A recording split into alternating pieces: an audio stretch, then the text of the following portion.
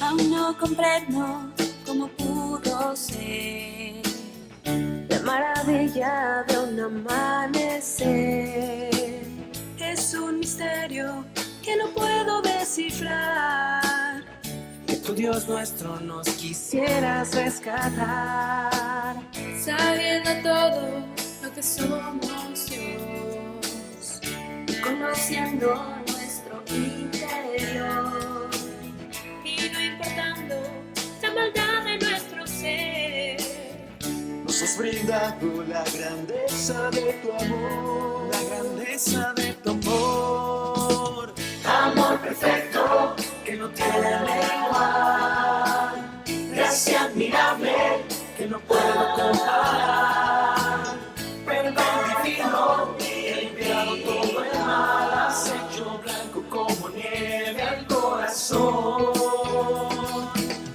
Amor perfecto que no tiene igual, gracia admirable que no puedo comparar, perdón divino que he limpiado todo el mal solo por ti. He vuelto a ver brillar la luz.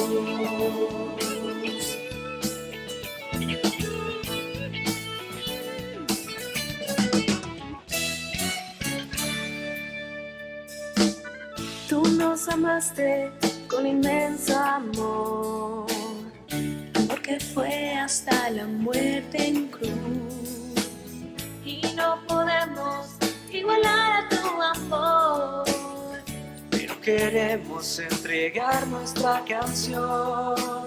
hoy te entregamos nuestro corazón para corresponder a tu amor, que ha dado todo por amarnos con pasión. Te entregamos solo por tu inmenso amor. Inmenso amor, amor perfecto que no tiene igual, gracia admirable que no puedo comparar, perdón divino que he limpiado todo el mal, has hecho blanco como nieve al corazón.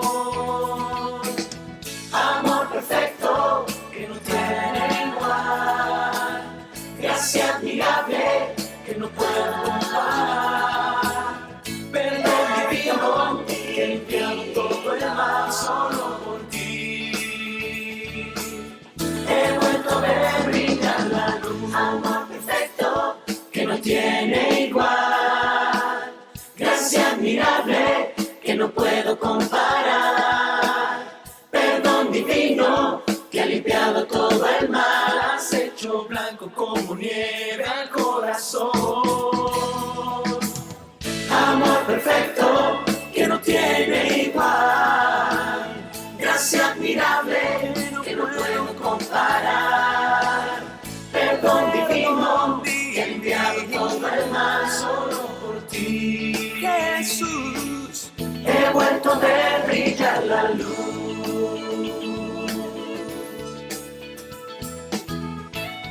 Oh, solo por tu inmenso amor, solo por tu amor perfecto.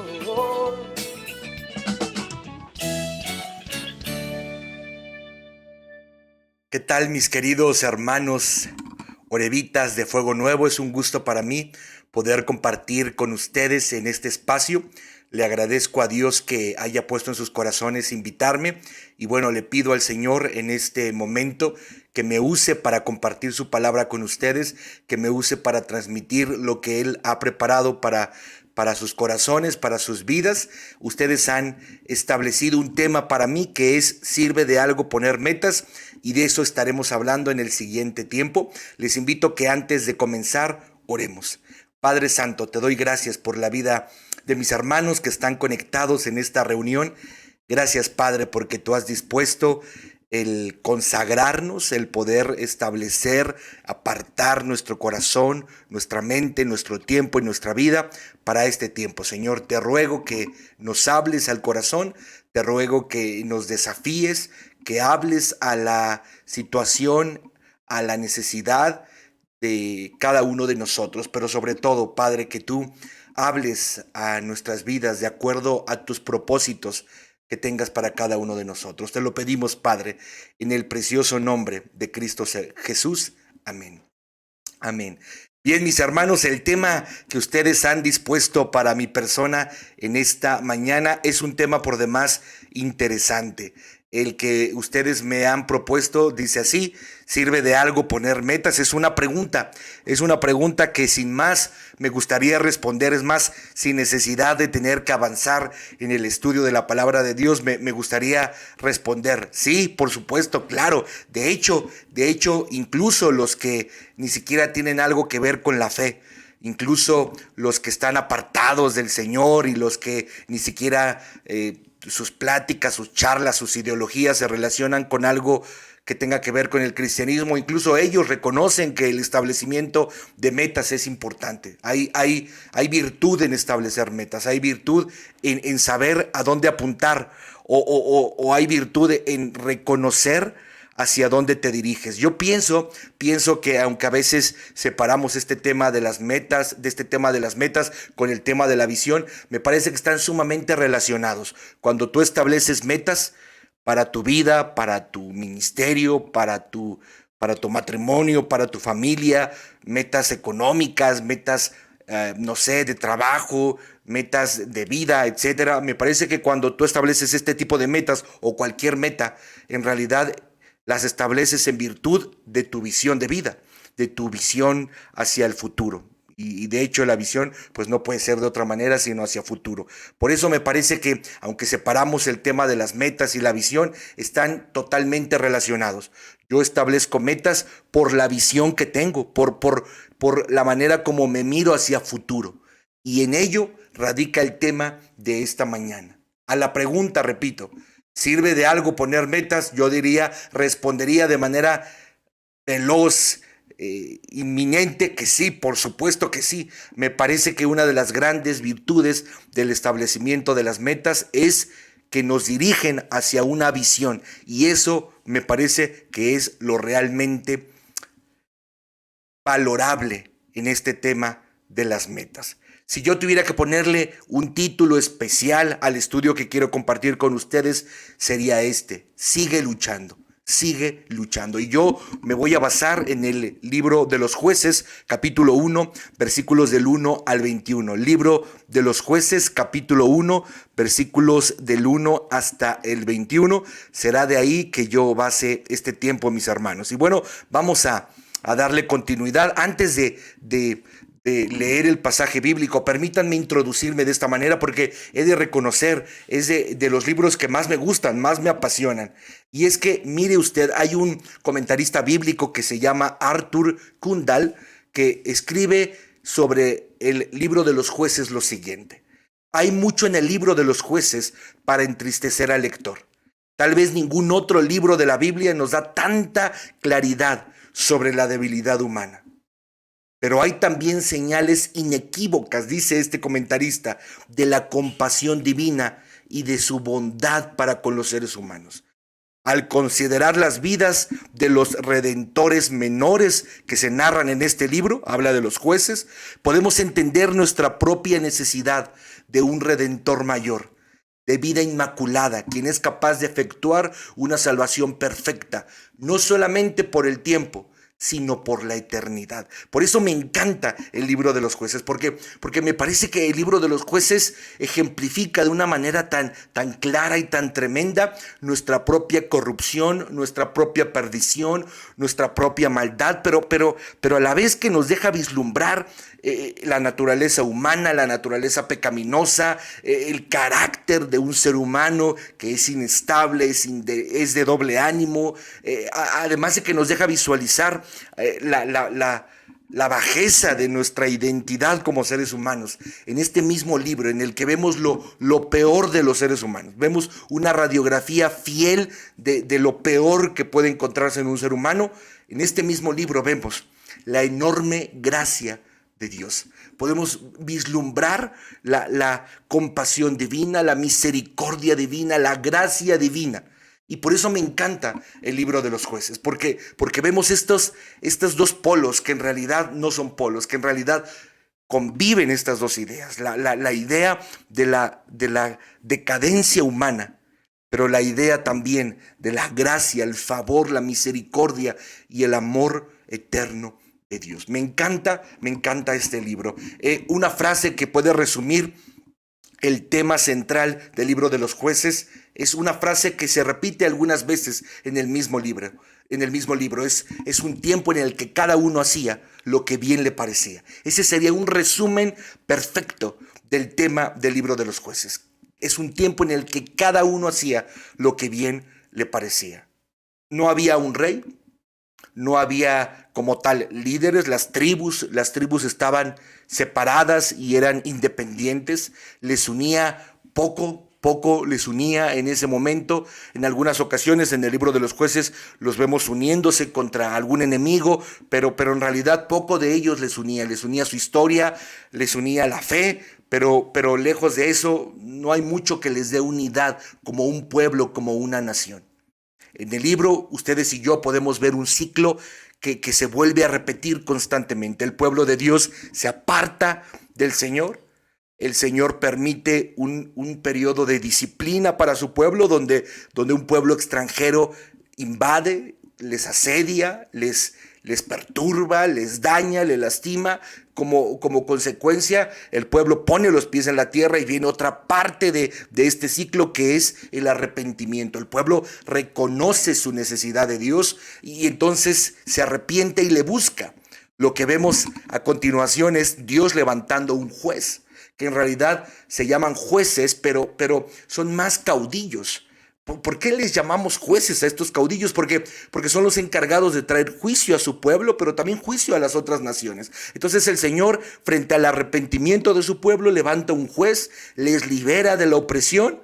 Y vemos un tiempo de bonanza, de paz, de fidelidad a Dios, cuando de repente vuelve a comenzar el ciclo, porque después de un tiempo se olvidan del Señor, se apartan de Él y vuelve a comenzar este ciclo interminable que vemos vez tras vez en el libro de los Jueces. Repito, el resumen más exacto de este libro es: cada uno hacía lo que bien le parecía. Me encanta este libro y bueno, sería bueno que empecemos a leer el pasaje bíblico porque hay tantas cosas que quiero compartir con ustedes. Vamos a Jueces capítulo 1, versículos del 1 al 21. Jueces capítulo 1, versículos del 1 al 21.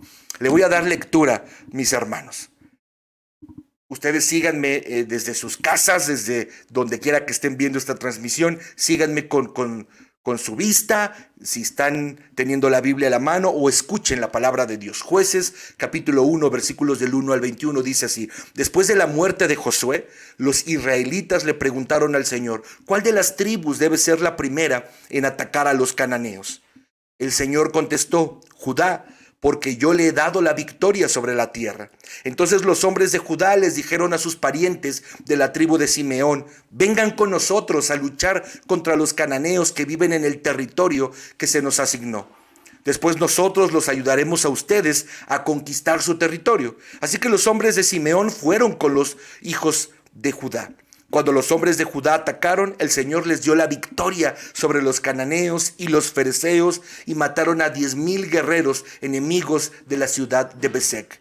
Mientras estaban en Besec, se toparon con el rey Adoni Besec y lucharon contra él y derrotaron a los cananeos y a los fereceos. Adoni Besec escapó, pero los israelitas pronto lo capturaron y le cortaron los pulgares de las manos y los dedos gordos de los pies. Adoni Besec dijo: una vez yo tuve 70 reyes sin los pulgares de las manos y los dedos gordos de los pies, comiendo migajas debajo de mi mesa. Ahora Dios me devolvió lo que les hice.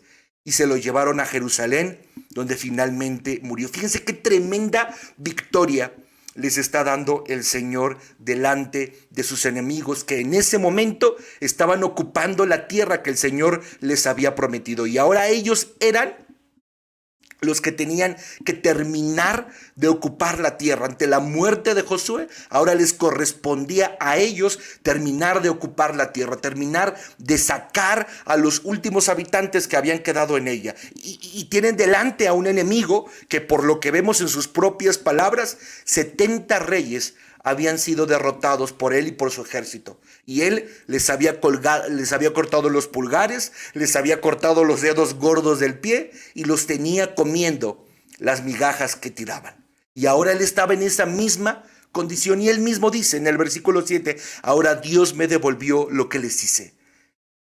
Y ahí murió, en esta condición de humillación. Es una victoria portentosa que el Señor estaba dando a sus hijos, concretamente a 2 tribus. Versículo 8, los hombres de Judá atacaron a Jerusalén y la tomaron, mataron a todos sus habitantes y prendieron fuego a la ciudad. Luego descendieron para combatir contra los cananeos que vivían en la zona montañosa, en el Negueb y en las colinas occidentales. Judá marchó contra los cananeos en Hebrón, antiguamente llamada Kiriat Arba, y derrotó a las fuerzas de Sesai, Aimán y Talmai. De allí salieron a luchar contra los habitantes de la ciudad de Debir, antiguamente llamada Kiriat Sefer. Caleb dijo, daré a mi hija Axa en matrimonio al que ataque y tome Kiriat Sefer. Otoniel, hijo de Cenaz, un hermano menor de Caleb, fue quien conquistó la ciudad. Así que Axa pasó a ser esposa de Otoniel. Cuando Axa se casó con Otoniel, ella insistió en que él le pidiera un campo a Caleb, su padre. Mientras ella se bajaba de su burro, Caleb le preguntó, ¿qué te pasa? Versículo 15, ella contestó, concededme otro obsequio. Ya me regalaste tierras en el Negueb, ahora te ruego que también me des manantiales. Entonces Caleb le entregó tanto los manantiales de la parte alta como los de la parte baja. Cuando los miembros de la tribu de Judá salieron de Jericó, la ciudad de los palmares, los ceneseos, que eran descendientes del suegro de Moisés, los acompañaron al desierto de Judá y se establecieron entre la gente del lugar, cerca de la ciudad de Arad en el Negueb. Luego Judá se unió con Simeón para luchar contra los cananeos que vivían en Cefat y destruyeron la ciudad por completo. Por eso la ciudad fue llamada Horma. Hasta aquí, versículo 17, mis hermanos, lo que ustedes y yo hemos visto es victoria de parte del pueblo. Eso es lo que ustedes y yo hemos estado leyendo en estos 17 versículos. Es Judá, es Simeón, estas 2 tribus levantándose en contra de ciudades, de hombres y mujeres que ocupaban todavía la tierra prometida y que en el nombre de Dios lo que estaban haciendo era sacarlos de la tierra que Dios les había concebido.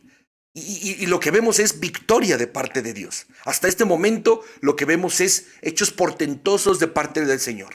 Versículo 18. Además, Judá tomó las ciudades de Gaza, Ascalón y Ecrón, junto con los territorios vecinos. Israel no conquista toda la tierra. Es el subtítulo siguiente para introducir el versículo 19. Si usted está leyendo en una Biblia, usted lee esto. Israel no conquista toda la tierra. Es el subtítulo que los traductores de la Biblia decidieron poner a la siguiente sección. Y es muy importante que se los diga porque, repito, lo que hemos visto, los 18 versículos anteriores son victorias. Dios les ha demostrado que está con ellos. Dios les ha demostrado que les va a cumplir la promesa de darles la tierra. Dios les está demostrando que a pesar de que ellos no eran un pueblo guerrero, el Señor les daba la fortaleza para salir adelante. Y de pronto en el versículo 19 algo pasa, algo cambia. Yo lo diría en términos del tema que estamos estudiando. Parece ser que la visión ya no está tan clara. Parece ser que las metas que se habían establecido ya no eran tan claras. Y por eso se introduce con esta frase la sección siguiente, que ustedes y yo sabemos que este nombre que introduce obviamente no venía en el antiguo texto, sino que es puesto por los traductores, pero es muy valioso. Israel no conquista toda la tierra. Versículos 19 hasta el 21, para terminar con la lectura, mis hermanos. El Señor estaba con los de Judá. y ellos tomaron posesión de la zona montañosa, pero no lograron expulsar a los habitantes de las llanuras, quienes tenían carros de guerra hechos de hierro. ¡Sas! Lo vuelvo a leer. El Señor estaba con los de Judá, y ellos tomaron posesión de la zona montañosa, pero no lograron expulsar a los habitantes de las llanuras, quienes tenían carros de guerra hechos de hierro. Caleb recibió la ciudad de Hebrón, tal como Moisés le había prometido, y expulsó a todos sus habitantes que eran descendientes de los 3 hijos de Anac. Sin embargo, la tribu de Benjamín no logró expulsar a los jebuseos, quienes vivían en Jerusalén. Por eso, hasta el día de hoy, los jebuseos viven en Jerusalén, junto con el pueblo de Benjamín. Amén.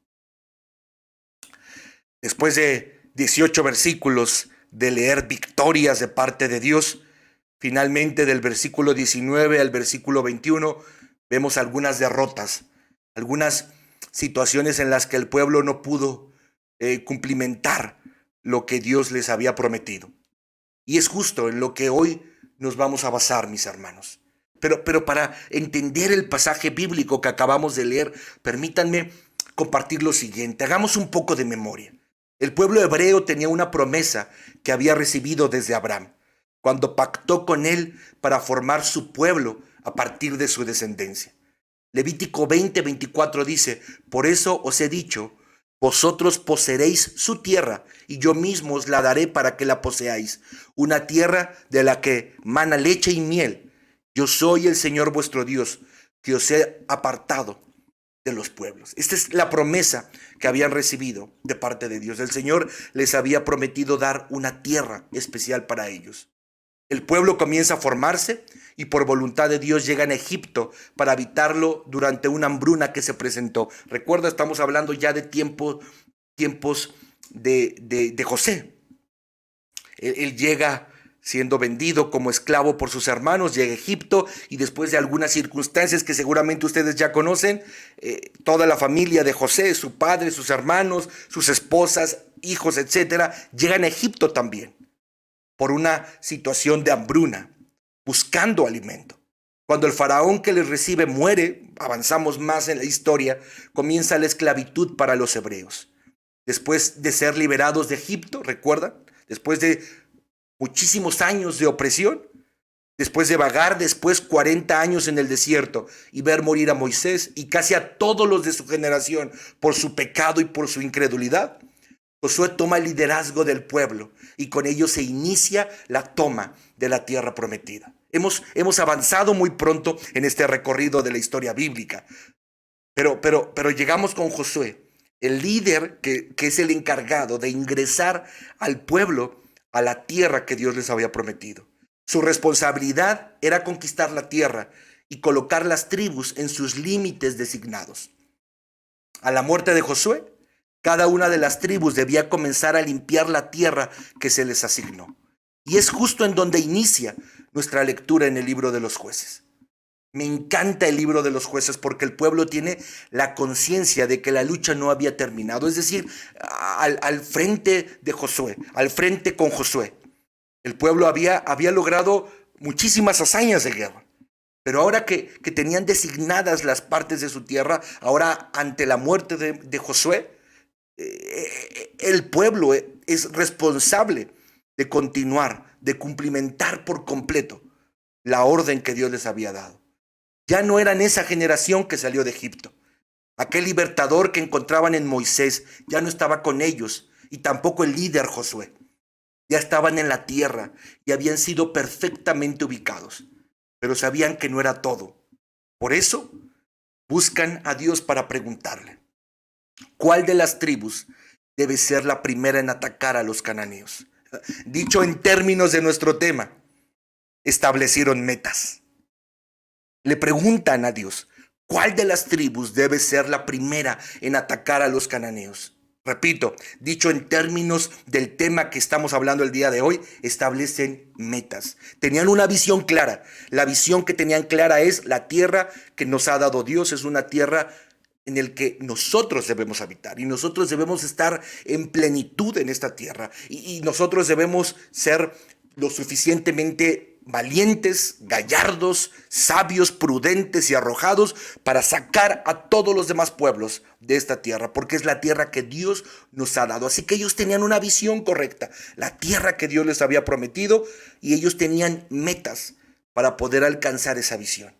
Por eso, no dudan y no tardan en preguntar a Dios, ¿cuál de las tribus debe ser la primera en atacar a los cananeos? Es como si le dijeran a Dios, no se nos ha olvidado lo que nos toca hacer. ¿Cómo empezamos? Es como si estuvieran diciéndole eso al Señor. No se nos ha olvidado lo que nos toca hacer. ¿Cómo empezamos? Qué importante enseñanza para nuestra vida. Yo digo qué extraordinaria enseñanza para nuestra vida. Lo diría de esta manera, en términos prácticos. Mientras haya vida, mis queridos hermanos de Fuego Nuevo, hay que luchar. Mientras tengamos aliento, hay cosas que hacer. Mientras despertemos un día más, hay propósitos y planes que cumplir. Mientras nos lata el corazón, hay promesas de Dios que alcanzar. Mientras sigamos respirando, hay metas que debemos establecernos en Dios y debemos hacer todo por alcanzarlas. Eso es posiblemente la enseñanza central que aprendemos de este primer capítulo del libro de los Jueces. Josué ya murió. Moisés hacía tiempo que había muerto ya. Y ante la muerte de Moisés, ante el desamparo también de su líder Josué, con el que lograron ingresar a la tierra, el pueblo ahora se enfrenta sin un liderazgo tan contundente como el de Moisés o tan contundente como el de Josué. Y se enfrentan con la posibilidad de conformarse con la situación en la que están. Pero recuerdan que hay una visión que Dios les ha dado para ellos como pueblo, y por eso se establecen metas. Incluso antes de establecerse metas le preguntan a Dios, ¿qué va primero? ¿Quién va primero? ¿Cuál de las tribus debe ser la primera en atacar a los cananeos? Una vez más, mientras haya vida, hay que luchar. Mientras tengamos aliento hay cosas que hacer. Mientras despertemos un día más hay propósitos y planes que cumplir, mis hermanos de Fuego Nuevo. Mientras nos lata el corazón hay promesas de Dios que alcanzar. Mientras respiremos hay metas que debemos establecer en Dios y debemos hacer todo lo que esté en nuestras manos para alcanzarlas. Tal como dice el predicador allá en Eclesiastés, todo lo que te viniera a la mano para hacer, hazlo según tus fuerzas. Queridos hermanos, hay cosas que no resultaron. La vida ha cambiado. Personas se han ido. Estamos cerca todavía de después de una pandemia que nos marcó en muchos sentidos. Posiblemente en este momento a usted le acompañan nuevas personas. Ya no es el mismo que tenía fuerza, vigor, energía, como hacía algunos años atrás. Seguramente usted ha tenido que despedirse de personas. Seguramente usted ha visto cómo el transitar de la vida le ha permitido ver cambios en la sociedad, cambios políticos, cambios ideológicos. Pero hay cosas, mis hermanos, que con todo y los cambios, hay cosas que con todo y las cosas que son diferentes, nunca deben de abandonarse. Hay cosas por las que debemos seguir luchando. Esas cosas, me parece a mí, queridos hermanos, que son las metas que nos ponemos en Dios. Yo dirigiría por lo menos hacia 4 direcciones estas metas. Las metas en las que se involucra el reino de los cielos, por ejemplo. Aquellas que tienen que ver con cumplir nuestra parte en sus planes eternos. Eso no lo podemos abandonar. Que cambie lo que cambie, que pase lo que pase, que vengan y vayan personas, que ocurran o no ocurran cosas, que la cultura, las ideologías, la educación, los jóvenes, que las cosas políticas, ideológicas sean diferentes, pero las metas establecidas en Dios respecto al reino de los cielos, eso no puede abandonarse. Y eso tiene que ver con cumplir nuestra parte en sus planes eternos.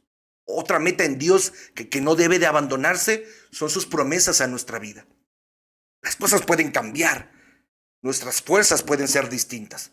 Físicamente nos podemos ver distintos. Sin embargo, las promesas que Dios ha establecido para nuestra vida no se pueden abandonar. Debemos establecer metas respecto a sus promesas dadas a nuestra vida. Hay otro tercer punto en el que no podemos abandonarlo. Su imagen en nosotros. Es decir, tiene que ver con no desmayar hasta ser más como Él. O sea, las cosas pueden cambiar. Muchas cosas pueden ser diferentes. Pero establecernos metas espirituales en Dios en las que involucra nuestra transformación hasta tener la imagen de Él de nosotros, esas metas no las podemos abandonar, mis hermanos. Y hay una más, un cuarto sentido en donde podemos establecer metas y nunca debemos abandonarlas. La vida misma tiene que ver con ser plenos, tiene que ver con ser felices, tiene que ver con ser dichosos, realizados y completos en Dios. Hay 4 áreas en las que no podemos abandonar la obligación, el deber, la responsabilidad que en Dios tenemos de seguir estableciendo metas espirituales. La dirección del reino de los cielos, la dirección de las promesas de Dios para nuestra vida, la dirección de su imagen en nosotros y la dirección de la vida misma. No importa lo que cambie. Ya no tenían a Moisés. Hacía muchos años que Moisés había muerto. Ya no tenían a Josué. Sin embargo, le preguntan a Dios de la forma más certera, inteligente y sabia posible, ¿cuál de las tribus debe ser la primera en atacar a los cananeos? Tenían la visión y estaban estableciendo metas. Ahora bien, para terminar con este mensaje, mis hermanos, apliquemos de forma práctica esta enseñanza. La pregunta inicial es, ¿sirve de algo establecer metas? ¿Sirve de algo? ¿Es bueno tener metas? ¿Sirve de algo tener metas? Y yo respondí, sí. Y ahora respondo con enseñanzas prácticas con base en este pasaje. Sí, sí. Porque tener metas te permite seguir luchando. Establecer metas te permite, te impulsa, te motiva a seguir luchando. Mire usted, el pasaje bíblico dice, después de la muerte de Josué, los israelitas le preguntaron al Señor, ¿cuál de las tribus debe ser la primera en atacar a los cananeos? Mire, pese a la muerte del líder, acertaron en buscar a Dios y llevar a cabo la lucha contra los pueblos que aún quedaban en la tierra prometida. Sin embargo, más adelante en este mismo capítulo y los siguientes, se nos narran momentos de desobediencia e incumplimiento del plan de Dios, cosa que les trajo contaminación, les trajo división, les trajo luchas internas y externas y consecuencias tan serias como traiciones y demás. Esto nos enseña algo, mis hermanos. Esto nos enseña algo. Establecer metas nos permite seguir luchando, nos motiva a seguir luchando. Cuando perdemos de vista las metas, entonces dejamos de luchar correctamente. Dejamos de luchar por lo que vale la pena. Dejamos de luchar por las cosas que son relevantes, valiosas y enriquecedoras en nuestra vida. Porque vemos de momento en los primeros versículos del primer capítulo de Jueces que son muy aguerridos, que están luchando en Dios y que están teniendo victoria porque empezaron bien, porque establecieron metas correctas. Parece ser que con el paso del tiempo empezaron a perder la visión que Dios les había dado y empezaron a dejar de establecer metas para sus vidas. Por eso dejaron de luchar. Por eso empezaron a hacer concesiones con los pueblos. Por eso empezaron a hacer pactos con los pueblos, de lugar de obedecer a Dios y de traerlos de la tierra. Empezaron a establecer pactos con esos pueblos. Mismos pactos que más adelante les trajo contaminación, división, luchas, consecuencias tan serias como traiciones y demás. Es decir, mis hermanos, que establecer metas te da un punto al cual llegar. Y te permite tener claridad respecto a los pasos que tienes que tener para llegar a ese lugar. Porque no solamente se trata de vivir por vivir. No solamente se trata de hacer por hacer. Se trata de hacer las cosas bien. Se trata de hacer las cosas correctas. Se trata de hacer las cosas como se nos ha ordenado por parte del Padre. Se trata de hacer las cosas como están planeadas por Dios. sin trampas, sin atajos, sin obediencias a medias y sin concesiones con el mal. Pero la forma como podemos dar pasos certeros, la forma como podemos dar pasos correctos, la forma como podemos dar pasos saludables es estableciendo metas. Eso es lo relevante de establecer metas, que te da una dirección hacia dónde dirigirte, pero también te establece los pasos que tienes que dar para llegar ahí. Yo diría en términos prácticos, tengamos el carácter de ser leales a las metas que hemos establecido delante de Dios. Tengamos el carácter de ser leales a las metas que hemos establecido delante de Dios. Fue la falla del pueblo. 18 versículos llenos de victoria y de pronto las cosas se empiezan a poner mal. Dejaron de ser leales a las metas que se establecieron en Dios. Tengamos el deseo de cumplir su voluntad. ¿Y cómo podemos mantener vivo nuestro deseo de cumplir con su voluntad? Muy fácil, estableciendo metas. Tengamos el valor de hacer lo que tenemos que hacer. Tengamos el valor de hacer lo correcto. Tengamos el valor de caminar el camino correcto. Tengamos el valor de tomar la dirección correcta. Y eso lo logramos cuando establecimos metas en Dios. Eso es relevante en el pasaje bíblico que leímos, mis hermanos. Le preguntaron a Dios, ¿quién debe ser el primero en atacar? Establecieron metas en Dios. Algo pasó, que los últimos versículos del primer capítulo de Jueces los vemos temerosos, los vemos echados para atrás, los vemos siendo desleales a lo que Dios les había ordenado, los vemos temerosos, los vemos más con ganas de hacer concesiones y pactos con los pueblos enemigos que en realidad cumplir lo que Dios les había ordenado. Por eso, repito la primera enseñanza, vale la pena tener metas, porque nos motiva, nos impulsa a seguir luchando, pero no solamente luchar por luchar, sino seguir luchando correctamente. Segunda enseñanza, mis hermanos. Es bueno establecer metas. Es bueno establecer metas porque te permite compartir la vida con otros. Mire usted, le voy a explicar. Cuando tú estableces una meta, eso te crea un sentido de necesidad comunitaria.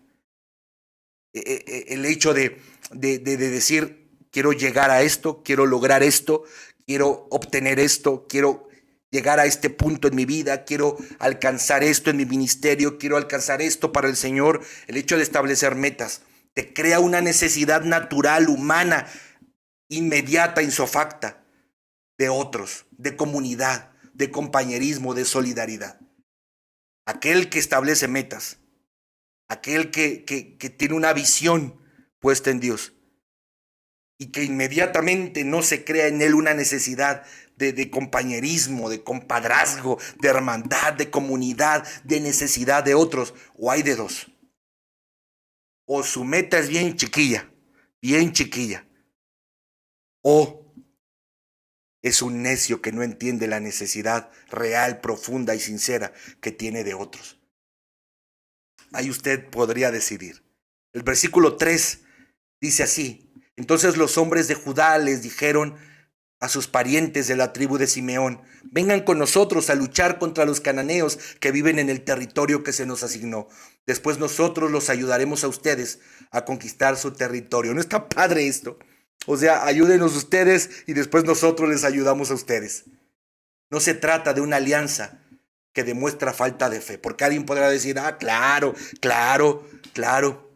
Se sienten débiles, sienten que no van a poder, sienten que Dios no es suficiente. Discúlpeme, no se trata de una alianza que demuestra falta de fe, sino hermandad, comunión, unidad, reconocimiento de la necesidad del otro. Se trata de un par de hermanos de una misma madre, Lea, no olvidemos eso.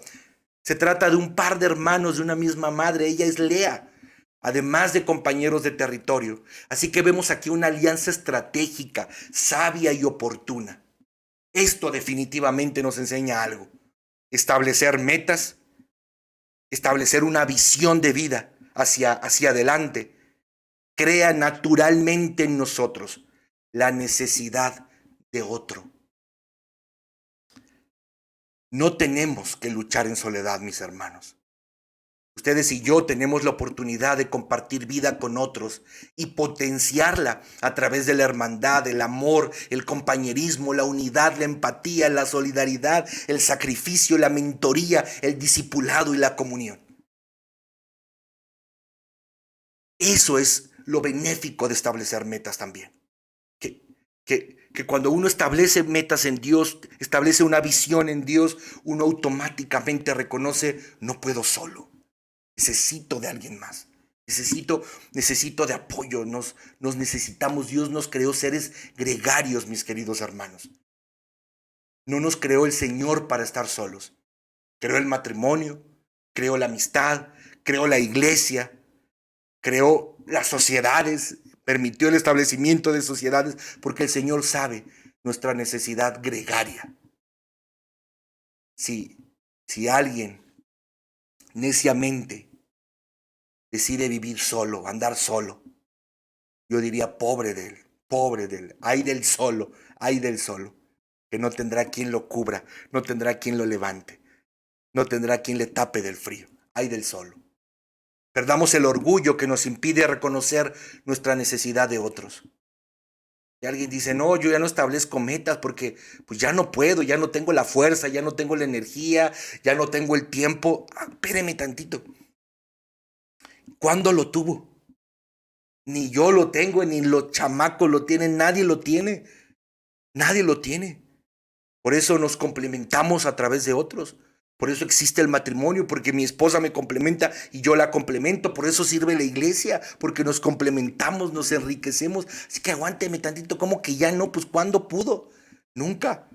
Tal vez antes uno se sentía más fuerte, más capaz, pero nunca lo fuimos tan suficiente como para alcanzar las metas que Dios estableció en nuestras vidas. Así que perdamos el orgullo que nos impide reconocer nuestra necesidad de otros. Perdamos el miedo que nos impide aliar vida con otros. Perdamos el miedo que nos impide aliar vida con otros. Perdamos el ego que nos impide mirar más allá de nuestras narices. Perdamos el ego, la vanidad, la necedad que nos impide mirar más allá de nuestras narices. Establezcamos metas en Dios, establezcamos una visión en Dios, y si la vemos lejana, y si la vemos complicada, y si la vemos difícil, y si la vemos imposible, qué bueno. Porque significa que Dios nos está diciendo que no podemos solos, y se está produciendo en nosotros una necesidad natural de otros, de Dios mismo. Así que qué bueno que usted pone metas y una visión y dice, está gacho, está difícil, está complicado, qué bueno, porque eso le permite reconocer su necesidad de otros. Pierda el ego, pierda el orgullo, pierda el miedo, alíe vida con otros, reconozca su necesidad de otros, vea más allá de sus propias narices. Tercera enseñanza por la cual es importante establecer metas. Ya dijimos que es importante establecer metas porque nos da una dirección y el camino que debemos de seguir. Ya dijimos número 2, porque crea en nosotros una necesidad natural, un reconocimiento natural de que necesitamos de otros. Y tercera razón por la que debemos establecer metas. Porque tener metas nos da una razón para seguir creyendo. Tener metas nos da una razón para seguir creyendo. Nos da una razón, queridos hermanos, para seguir teniendo esperanza. El texto bíblico dice en alguno de sus versículos, pero no lograron expulsar a los habitantes de las llanuras, quienes tenían carros de guerra hechos de hierro. Triste pasaje. El Señor les había dicho, yo les he dado la victoria sobre la tierra, e hizo gala de su fidelidad en batallas anteriores en las que salieron vencedores. Sin embargo, no pareció suficiente cuando debían enfrentarse a un ejército con carros sofisticados para su tiempo. Escribiendo esta enseñanza, me resuenan las palabras de Sara. ¿Acaso hay algo imposible para Dios? Más bien no son palabras de Sara, son palabras a Sara. ¿Acaso hay algo imposible para Dios? Por otro lado, ¿Jericó no había sido demasiada evidencia del poder de Dios? Esto nos enseña que si estamos dispuestos a luchar, debemos mantener viva la llama de la fe o estamos perdidos. Si estamos dispuestos a luchar, si estamos dispuestos a seguir vivos, debemos mantener viva la llama de la fe o estamos perdidos. Si ya no sueñas nada, si ya no te estableces ninguna meta, si ya no hay visión a la que anhelas llegar, mi querido hermano, eso es un símil de estar muerto. Los seres humanos necesitamos anhelar algo, mirar algo, buscar una dirección que nos motive, que nos permita creer, que avive la esperanza, que le dé sentido a nuestra vida. Así nos hizo Dios, así nos hizo Dios. Creó esta necesidad de sentido, de dirección en nuestras vidas. Por eso, si estamos vivos, si nos late el corazón, si aún respiramos, debemos mantener viva la llama de la fe o estamos perdidos. Yo digo, tengamos la certeza de que sus palabras son verdad. Creamos en Dios, establezcamos metas y establecemos metas no porque nos sentimos muy chipocludos. Establecemos metas no porque creemos que ya no las sabemos de todas, no, establecemos metas porque tenemos la certeza de que sus palabras son verdad. Es por Dios que establecemos metas. Tengamos la certeza de que sus palabras son confiables. Es por el Dios confiable en el que creemos que ustedes y yo podemos establecer metas y tener una visión hacia adelante. Porque creemos que es fiel, porque creemos que es confiable.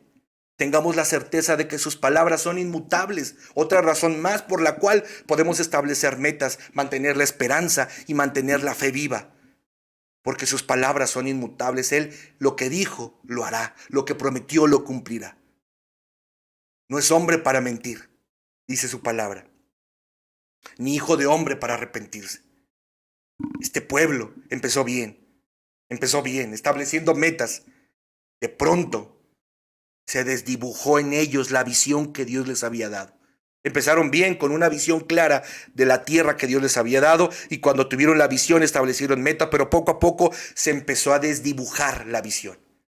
Se empezó a desdibujar las metas que en Dios habían establecido. Y al parecer, en este punto, los carros de guerra de los enemigos parecían tener mayor preeminencia en su mente y en sus corazones. Y es entonces cuando dejaron de creer, dejaron de esperar. Mis hermanos, no deje de establecer metas. No eche en saco roto, no aviente a la basura las metas que Dios ha puesto en su corazón. La visión que Dios ha puesto en su corazón, no las tire a la basura. Siga creyendo, siga esperando. ¿Por qué? No por usted, no. Porque sus palabras son verdad, porque sus palabras son confiables y porque sus palabras son inmutables. Tenemos un Dios de verdad, tenemos un Dios confiable y tenemos un Dios que no cambia. Por esa razón, usted puede seguir creyendo en esas metas que en Dios ha establecido. Puede seguir esperando, tener la esperanza del cumplimiento de estas metas o de esa visión. Es por Dios, no por usted y no por mí. Finalmente, mis hermanos, quiero terminar este tiempo con ustedes trayendo a colación un personaje por demás relevante. Caleb, por cierto, significa perro. Si algún día el Señor me permite tener un hijo, le quisiera poner Caleb, nada más que significa bien gacho, ¿no? Y va a estar feo que cuando alguien pregunte ¿y qué significa Caleb? Yo le diga perro. Pero pues bueno, me encanta el nombre de Caleb y sobre todo me encanta que no desfalleció nunca hasta vivir las promesas, hasta que vivió las promesas de Dios en su vida. Versículo 20 dice: Caleb recibió la ciudad de Hebrón, tal como Moisés le había prometido, y expulsó a todos sus habitantes, que eran descendientes de los 3 hijos de Anac. Se trata del cumplimiento de la promesa de Dios a Caleb. Moisés, movido por Dios, hace un juramento solemne acerca de la tierra que habían reconocido. Los otros espías que desalentaron al pueblo ya no estaban, pero ellos dos sí. Los que habían seguido fielmente al Señor y habían creído continuaban. Estas fueron las palabras de Moisés en el pasado. Ciertamente la tierra que ha pisado tu pie será herencia tuya y de tus hijos para siempre, porque has seguido plenamente al Señor tu Dios. Esta era la certeza que tenía Caleb, que la tierra que habían pisado sus plantas de los pies sería herencia de él y de sus hijos. No era algo que se había dejado al azar, sino algo que sería real en su momento. Que el lugar que había visitado siendo joven y donde había visto crecer su fe en las promesas de Dios, ese lugar sería suyo. No cualquier lugar, sino ese lugar en particular en el que habitaban gigantes y razón por la cual causó desesperanza a otros 10. No sería para su disfrute egoísta, sino la base para dejar un legado a sus hijos y una muestra más de la gracia de Dios. Apenas se presenta la oportunidad y Caleb reacciona. Miren lo que dice Josué capítulo 14, versículos 10 al 11. Voy a leerles este pasaje para que entiendan el corazón y el carácter y la fe que tenía Caleb. El Señor me ha permitido vivir tal como lo prometió. Estos 45 años, desde el día en que el Señor habló estas palabras a Moisés cuando Israel caminaba en el desierto. Así que ahora tengo 85 años. Todavía estoy tan fuerte como el día en que Moisés me envió. Como era entonces mi fuerza, así es ahora mi fuerza para la guerra, y para salir y para entrar. A los 85, la promesa de Dios no solo le había dado vitalidad a su alma, sino también a su cuerpo. Durante 45 años su fe había permanecido inquebrantable y ahora era más fuerte que nunca. Mientras en el desierto muchos se marchitaban, cayeron, dudaron, se rebelaron y murieron, la fe de Caleb floreció, estando bien fundada en las promesas de Dios. Y ahora él se sentía tan fuerte como en su juventud. Era un conquistador, era un guerrero nato, con la experiencia de un anciano y la vitalidad de un joven. Era algo que no se podía explicar sin la intervención sobrenatural de Dios. La misma intervención divina que le dio una promesa y le dio vida larga para cumplirla. También le dotaba de las fuerzas físicas para luchar por esa promesa, para tomar esa promesa. El resultado todos lo sabemos. Josué 14, versículo 14 y 15. Por tanto, Hebrón vino a ser hasta hoy heredad de Caleb, hijo de Jefone el cenezeo, porque siguió plenamente al Señor. Perdón. El texto es muy claro. Hebrón vino a ser hasta hoy heredad de Caleb. El que lo escribió tiempo después sabía lo que decía. Sus hijos siguen con esa tierra. Es como si estuviera escribiendo y diciendo, aún la heredad es de sus hijos. Porque siguió plenamente al Señor. Ya ven, no porque era muy chipocludo, sino porque siguió plenamente al Señor, Dios de Israel. Y el nombre de Hebrón antes era Kiriat Arba, la ciudad de Arba, pues Arba era el hombre más grande entre los anaseos. Entonces la tierra descansó de la guerra. Josué 14, 14 al 15. Lo que dominaba la mente de Caleb en el momento en que peleó y conquistó su heredad fue lo que había guardado su corazón todo este tiempo: la promesa de Dios. El pacto que Dios había hecho basado en su misericordia al redimir a su pueblo de la esclavitud. Llama poderosamente la atención la acción de Caleb luego de la conquista. La ciudad principal, llamada la ciudad de Arba, era básicamente un monumento gigante para otro gigante, una exhibición completa de orgullo. Arba era su rey, su campeón, su referente, lo que le daba identidad a esa región. Por eso se llamaba la ciudad de Arba. Pero Arba no era nadie comparado con el Señor Todopoderoso. Y por eso Caleb le cambia el nombre a esa ciudad y le llama Hebrón, un lugar de pacto. Hebrón vino a dar forma a esa promesa que Caleb había visto cumplida en su vida. Que Dios estaba con su pueblo, que Dios era fiel, que Dios cumplía su palabra. Que Dios no desiste, que Dios no cambia, que Dios es verdad. aprendemos de Caleb a seguir luchando, a seguir viviendo, a seguir persistiendo en Dios, esforzándonos en Dios para alcanzar esas metas y para alcanzar esa visión que nos ha dado.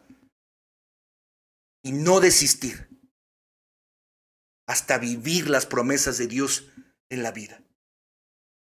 No cansarnos, no fatigarnos, no desistir, no darle la espalda a la visión y a las metas que Dios ha establecido para nuestra vida hasta que no vivamos las promesas que Él mismo nos ha dado. Me encanta, Caleb. Me encanta porque en Josué 14, como ya les leí, dice, porque siguió plenamente al Señor. Mis hermanos de Fuego Nuevo, sigan viviendo, sigan luchando, motivados, con la esperanza y la seguridad de que algún día experimentarán cada una de las promesas de Dios a su vida. Ante la pregunta, repito, ¿vale la pena establecer metas? ¿Es bueno establecer metas? La respuesta es por supuesto que sí. Por supuesto que sí. Que el Señor guarde sus corazones y su mente. Que el Señor les permita avivar las metas que en Él deben establecer. Que el Señor les permita tener una visión clara en Él de lo que viene hacia adelante para sus vidas, para sus ministerios, para su familia, para su economía, para su trabajo, para sus nietos, para sus hijos, para su ministerio. Que el Señor les permita establecer metas en Él, una visión en Él. De tal forma que tengan una dirección y sigan avanzando hacia ese camino. De tal forma que se creen ustedes una sensación de necesidad de otros y sean capaces de aliarse, de buscar amistad, de hermanarse, de crear compañía, comunidad, apoyo. De tal forma que su esperanza y su fe sigan vivas hasta que finalmente, como Caleb, experimenten las promesas de Dios en su vida. Ese es mi deseo y mi oración para ustedes, queridos hermanos. Que el Señor les bendiga profundamente. Que el Señor les guarde y que guarde esas promesas que Dios ha hecho a sus vidas. Esas palabras que Dios ha hecho a su vida. Que les permita a cada uno de ustedes establecer las metas en Él o la visión en Él que desea para cada uno de ustedes. Que el Señor les bendiga a todos. Gracias, Dios, por la oportunidad de compartir con mis hermanos. Bendíceles a todos, te lo pido, por Cristo Jesús. Amén. Amén. Que Dios les bendiga. En Oreb continuamos trabajando para ser discípulos y llevar el mensaje del Evangelio a quienes son parte de nuestra congregación, ya sea de manera presencial o a distancia.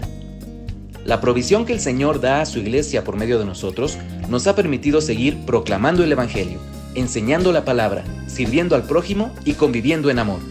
Todo esto con el único fin de adorar a Dios sobre todas las cosas hasta mostrar el carácter de Cristo. Mantengámonos fieles en nuestra mayordomía y disfrutemos de las bendiciones y el cuidado de Dios, prosiguiendo a la meta, al premio del supremo llamamiento de Dios en Cristo Jesús. Hola, te informamos de las actividades que tendremos próximamente. El martes, las mujeres Oreb tienen su reunión mensual a las 9:30 horas en las instalaciones con la serie de estudios bíblicos Mujer con Propósito, a cargo de la pastora Yani. No te lo pierdas. Por la noche, los jóvenes de la Magna nos comparten un devocional a las 8 de la noche. Además, te esperamos el martes de intercesión misionera a partir de las 8 de la noche en las redes sociales de Oreb, donde estaremos orando por las etnias o comunidades que no tienen obra misionera entre ellas ni traductores bíblicos. Conéctate. El miércoles a las 7:30 de la noche tenemos nuestro culto de oración y al terminar el culto tenemos oración por los matrimonios vía Zoom. Los jueves tenemos las practienseñanzas con Somos Todos a las 6 de la tarde. Por la noche el programa Sin Cubrebocas y un devocional con la Magna Unión de Jóvenes y otro devocional con los matrimonios. Los viernes a las 6 de la tarde tenemos la zarcita para niños vía Zoom, Conecta a tus pequeños. El sábado a las 12 del día tenemos nuestro culto de adoración. Las mujeres victoriosas te invitan a su congreso anual que se llevará a cabo del 7 al 9 de junio en el Hotel La Muralla en Querétaro. Mayores informes a la salida de los cultos. El domingo 4 de febrero celebraremos Santa Cena en todos los cultos, no faltes. La Iglesia Infantil publica su clase a las 8 de la mañana en las plataformas digitales.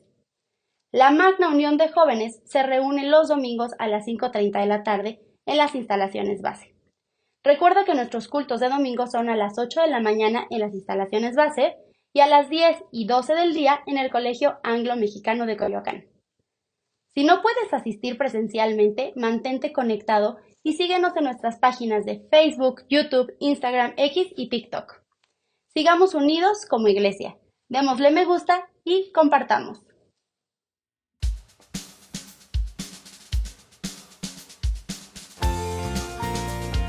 Amén, gracias a Dios porque pudimos tener este tiempo de adorarle. Vamos a cantar ahora para terminar este culto con todo. Aunque la higuera no florezca, el Señor es nuestra esperanza. Aunque la higuera no florezca y no haya frutos en la vid, aunque es posible que mañana no amanezca, con todo podemos decir que tú eres quien nos da la fuerza para poder sobrevivir, que tú eres el que suple todas las carencias, en ti se puede ser feliz. Eres tú, mi Salvador, el refugio de mi corazón. Eres tú, mi protector, mi sostén, mi luz y salvación. Nos alegraremos en ti, Jesús.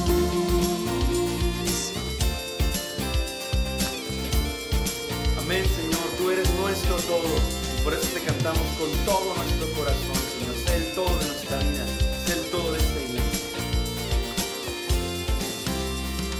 Eres tú, mi Salvador, el refugio de mi corazón.